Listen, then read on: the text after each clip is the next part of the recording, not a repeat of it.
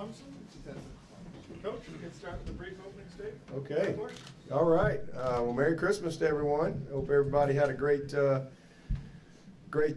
Christmas time, and everybody ready to get back to work.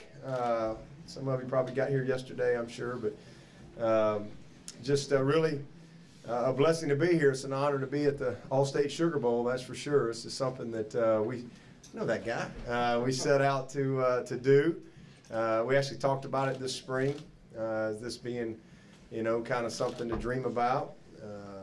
59 years since Clemson's been to the Sugar Bowl, and to have an opportunity to be here and represent Clemson, and Dan and President Clements and our administration, all of our fans, is just a great pleasure and just a huge privilege. So proud of our team and the season we've had. Tremendous effort on their part all year long to just do what they need to do to get to this point.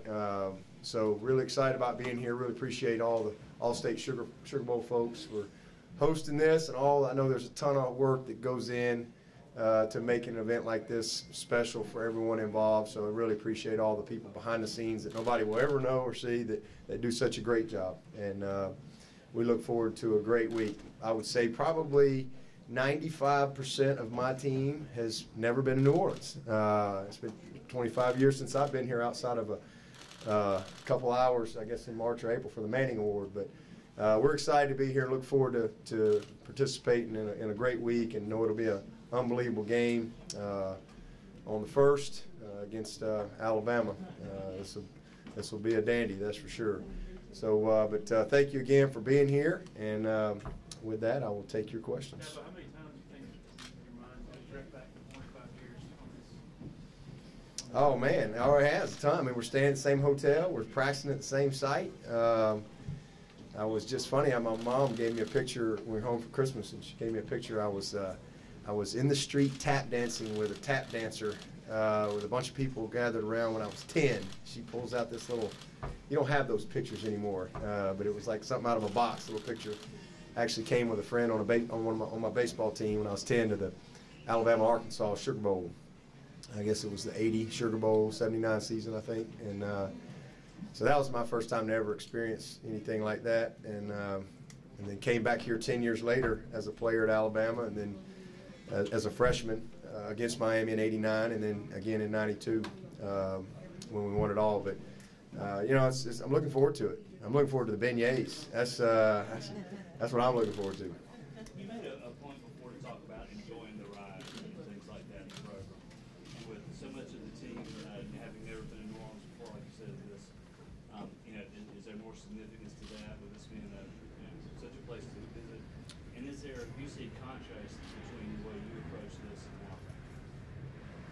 I don't know how they approach it, so I don't know how to make a contrast. I just know what we do, and we work really hard. I mean, we prepare. We've been preparing for some months since you play, basically, and we practiced very well. We've had great meetings. We practiced today. We had good meetings today, and kind of had our Monday practice today. Everybody traveled back yesterday, and they enjoyed a good break. Like I said, kind of mental Monday for us. Get your mind right. Good meetings, good practice. And, I kind of like to do it that way. And then we get here, we can just kind of get settled in and then get ready for a Tuesday-type practice tomorrow. But, I want our guys to enjoy it everywhere we go, all these bowl trips. We try to enjoy the journey. I mean, that's what it's all about to me. I mean, it really is. I mean, there'll be a great moment Monday night. Or whatever night it is. What night do we play? Is it Monday night? Whatever the first is, it'll be a great moment. But it's really the journey that I try to always enjoy, and just enjoy today, and enjoy checking into the hotel, enjoy practices, and just enjoy being with these guys. Man, this is could be the last week to be with this team. Hopefully we can earn one more bus ride and pregame meal and all that stuff, but you got to earn that. I mean, that's what it comes down to. But I want them to enjoy it and have some fun, look back on their time, but we always say, hey, the fun's in the winning. Ultimately it comes down to that. You want to win the game, but I don't think you got to be miserable to do that in the process. So it'll be a great week. I'm looking forward to it. Dabo, as a coach and as a competitor, how much have you enjoyed these last 2 games with Alabama? Well, I enjoyed it a lot last year. It was great. That was one of the best moments of my life, and it stunk the year before. Like I said, fun's in the winning. I don't enjoy losing ever, but it's been great to compete against Alabama. I think as for us, as we've tried to grow our program the last 8 years, this is my 9th year as the head coach. I think one of the things that was a goal of mine 9 years ago was to build a program that could be consistent and to build a program that embraced competing against the best. And, I mean, Alabama has been the best, no doubt about it. It's just the bottom line. So I think for me, the first time to compete against them was something that was really excited about, just because to me they have been the standard. And how you going to measure up? And I think that was something going into that game. We lost the game, but I felt like our brand grew, if you will, and I felt like we went into the game, we were undefeated, and I felt like we really believed we could win the game. We thought we could. And I think if anything coming out of that game, we knew we were good enough.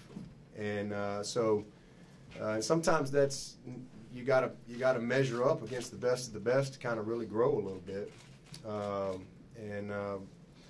I've seen that in our team, and certainly coming back last year and finding a way to win in an unbelievable game. It comes down to a few plays both years in a row. So I enjoy, and obviously there's a lot of connections, personally and professionally. There's a lot of connections, and I have an unbelievable amount of respect for Alabama. That's never going to change.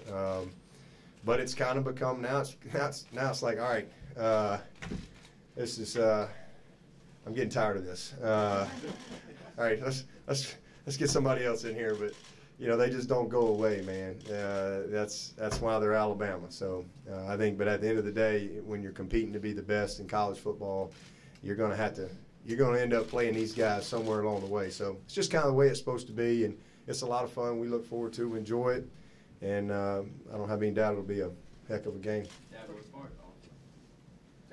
Dabo, 2 things. First of all, you're talking about 25 years ago. Any reunions of teams you might be missing this weekend? And secondly, could you talk about your personal and professional relationship with Dan Redicola?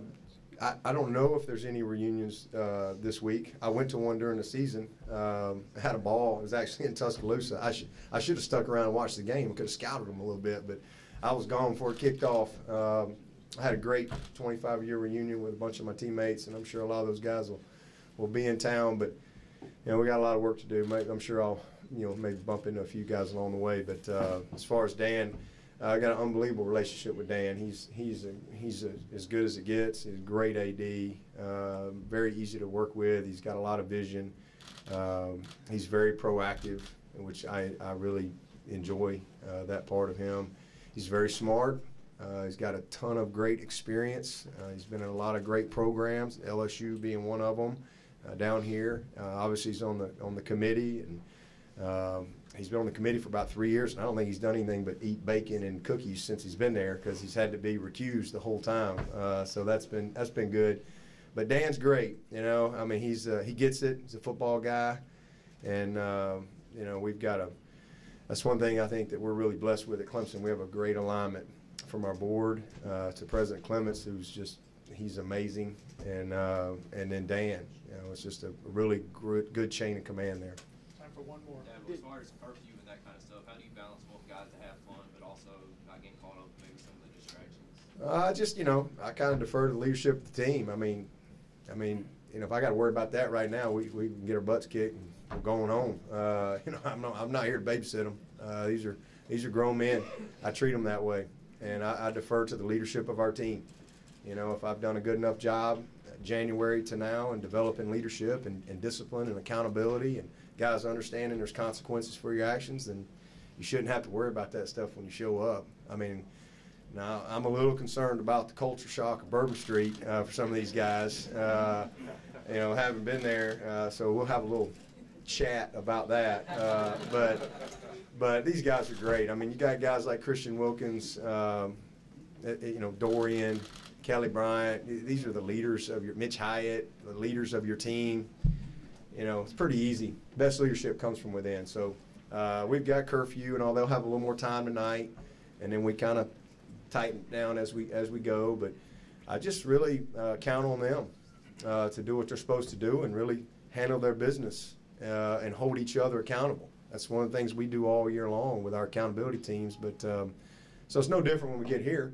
And, you know, and then if something comes to me, then they know that I'm gonna deal with it. They all know that, hey, there's consequences for your actions. So I just think everybody's got to, you know, make right decisions. It's really a choice each and every day. You know, you're either going to be committed to being the best you can be, or you're not. Thank you very much, Coach. We have a couple of One players. Brian on this side, Christian will be on the other. Thank you. Okay. You got it. How are you? Let's slide up.